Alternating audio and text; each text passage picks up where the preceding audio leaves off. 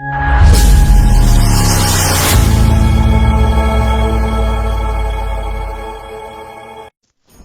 चारों पुत्रों के विवाह के पश्चात राजा दशरथ का एकमात्र सपना था कि वह अपने ज्येष्ठ पुत्र राम को अयोध्या नगरी का राजा बनाए।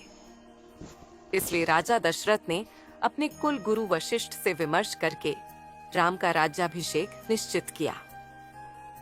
राम के राज्याभिषेक के लिए तैयारियां शुरू कर दी गईं तथा पूरी अयोध्या नगरी की जनता अपने नए राजा को पाने के लिए उत्साहित थे। श्री राम हमेशा से ही जनता तथा अपने परिवारजन के प्यारे थे, लेकिन शायद नियति को कुछ और ही मंजूर था, जिस वजह से राम की सौतेली माता राजा दशरथ की दूसरी पत्नी महारानी कैकेयी की दासी मंथरा ने उनको उकसाया। मंथरा ने रानी कैकेयी के मन में यह भ्रम पैदा किया कि राजा दशरथ उनके पुत्र भरत को ननिहाल भेजकर श्री राम को राजा बनाने के प्रयत्न कर रहे हैं। तब मंथरा ने कि वह राम की जगह अपने पुत्र भरत को अयोध्या का राजा बनाए। तुम्हारे पास अभी भी समय है, तुम चाहो तो राम के स्थान पर अपने पुत्र भरत को अयोध्या का राजा बना सकती हो। तब रानी कैकेयी को राजा दशरथ द्वारा दिए गए 2 वरदान का स्मरण हो आया, जो उन्होंने देवासुर संग्राम में रानी कैकेयी को उनके युद्ध में साथ देने के लिए दिए थे। तब रानी कैकेयी ने राजा दशरथ को बोला कि वह समय आने पर अपने दोनों वरदान उनसे मांग लेंगी।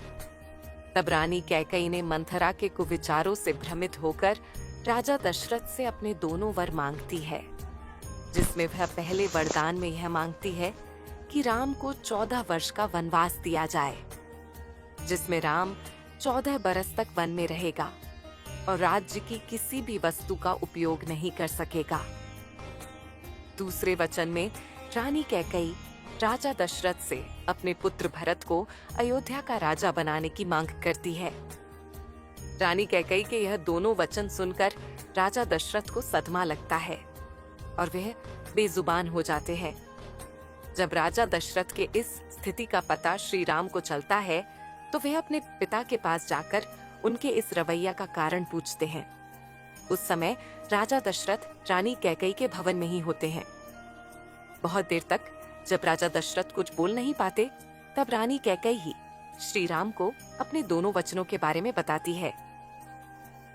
रानी कैकेयी के दोनों वचन सुनकर श्री राम सहर्ष उनके दोनों वचनों को स्वीकार करते हैं।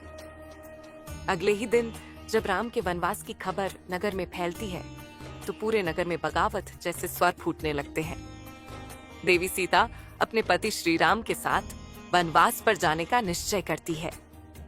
जब लक्ष्मण जी को यह सूचना मिलती है तो वह राजा दशरथ पर क्रोधित होते हैं, लेकिन श्री राम के समझाने पर वह शांत हो जाते हैं। लक्ष्मण अपने भैया राम से बहुत स्नेह करते थे, इसीलिए वे भी श्री राम के साथ वनवास पर चले जाते हैं। अयोध्या नगरी के लोग अपने श्री राम के वनवास पर उनके साथ जाने की इच्छा प्रकट करते हैं, लेकिन श्री राम उन्हें नदी के किनारे पर छोड़कर आर्य सुमंत के साथ अंधेरे में ही चले जाते हैं। वन पहुंचने के बाद श्री राम सबसे पहले अपने मित्र निषाद राज के पास पहुंचते हैं।